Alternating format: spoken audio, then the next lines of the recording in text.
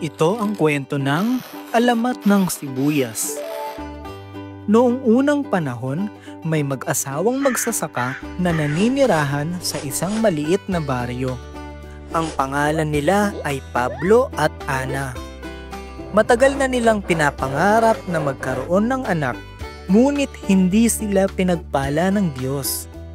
Minsan, habang nag-aararo sila sa kanilang bukid, nakita nila ang isang bato na kakaiba ang hugis at kulay. May nakaukit na mga letra sa bato na hindi nila maintindihan. Ano kaya ito? Tanong ni Pablo. Baka ito ay isang mahiwagang bato. Sagot ni Ana.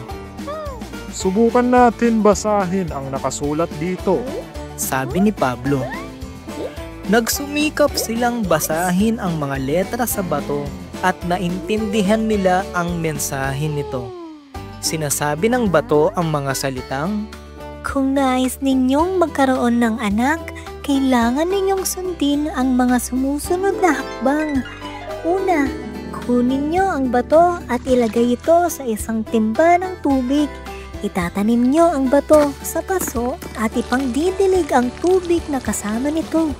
Pangalawa, paggising ninyo kinabukasan, pupunta kayo sa likod ng inyong bahay at hahanapin ninyo ang isang halaman na may maliliit na bulaklak na kulay puti. Pipitasin ninyo ang isa sa mga bulaklak at ilalagay ninyo sa paso na pinagtaniman ninyo ng bato. Pangatlo, hihintayin ninyo ang ilang araw at lalabas ang inyong anak mula sa paso. Ngunit, mayroong ding babala.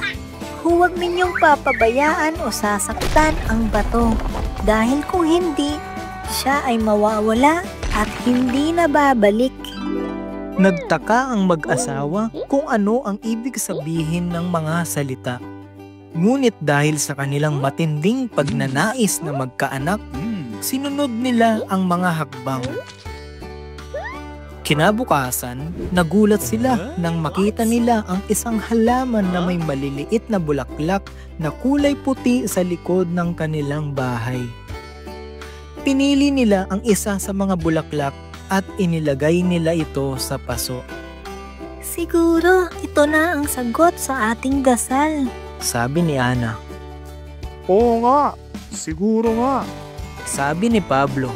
Ngayon, kailangan na lang natin maghintay ng ilang araw. Sagot ni Ana. Isang umaga, makalipas ang ilang araw, habang naglilinis sila sa kanilang bahay, narinig nila ang isang malakas na sigaw mula sa likod ng bahay nila. Nagulat sila at tumakbo sila papunta doon. Nakita nila ang isang kakaibang tanim na tumubo sa likod ng bahay nila. Sa gitna ng tanim ay may isang gulay na kulay lila na may malaking tiyan.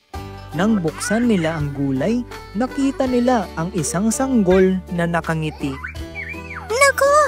Anak namin ito! Sigaw ni Ana. Oo nga, anak namin ito. Sigaw ni Pablo. Niyakap nila ang sanggol at pinasalamatan ang Diyos at ang mahiwagang bato. Pinangalanan nila ang sanggol na Buyas dahil galing ito sa isang gulay. Lumaki si Buyas na masayahin, makulit at mahilig kumain. Mahal na mahal siya ng kanyang mga magulang at pinaghahandaan nila siya ng masasarap na pagkain araw-araw. Isang araw, habang naglalaro si Buyas sa bakuran, nakita niya ang mahiwagang bato na nasa paso. Tinanong niya ang kanyang mga magulang kung ano iyon. Anak, huwag mong galawin yan. Sabi ni Ana. Iyan ay isang mahiwagang bato na nagbigay sa amin ng anak. Sabi ni Pablo. Mahalaga yan sa amin. Kaya huwag mong hawakan o sirain yan. Dagdag ni Ana. Ngunit dahil si Buyas ay makulit, hindi niya sinunod ang payo ng kanyang mga magulang. Naisip niya na masaya siguro kung lalaruin niya ang bato. Kaya naman, nung wala nang nakatingin sa kanya, kinuha niya ang bato at dinala sa kanyang kwarto. Doon, sinubukan niyang buksan ang bato gamit ang kanyang martilyo. Hindi niya alam na ang bato ay konektado pala sa kanya dahil doon siya nagmula. Nang sinira niya ang bato, nawala ang kapangyarihan nito na buhayin siya. Bigla siyang naglaho na parang bula at naiwan na lang ang kanyang damit at martilyo sa kanyang kwarto. Nang makita ng kanyang mga magulang ang nangyari, napaiyak sila ng husto. Nawala ang kanilang anak na pinakamamahal. Hinanap nila ang mahiwagang bato at nakita nila itong sira-sira sa kwarto ni Buyas.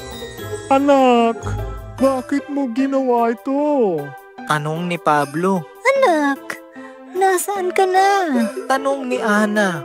Ngunit walang sumagot sa kanila. Wala na si Buyas.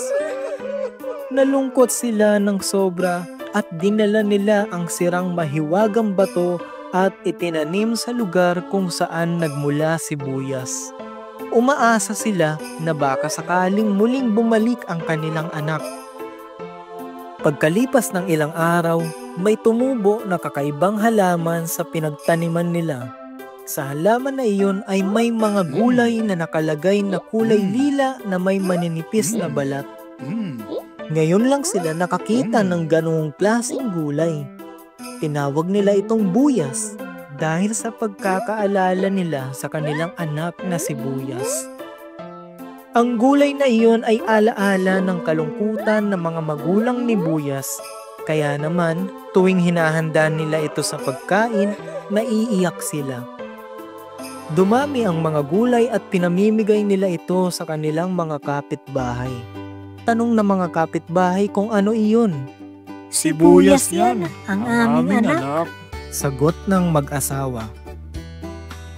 Naiiyak kami tuwing nagluluto niyan dahil galing ito sa kanya at naaalala namin siya sa hilig niyang kumain kapag nagluluto kami ng pagkain. Dagdag niya. Kumalat ang gulay sa buong baryo at sa kalaunan ang Buyas ay naging sibuyas. Dahil laging sinasabi ng mag-asawang magsasaka, sibuyas yan, ang aming anak. Kaya naman, tuwing nagluluto ng sibuyas, naiiyak ang mga tao. Ito ay dahil sa kalungkutan ng mga magulang ni Buyas na nawalan ng anak dahil sa mahiwagang bato. Ito ang kwento ng Alamat ng Sibuyas.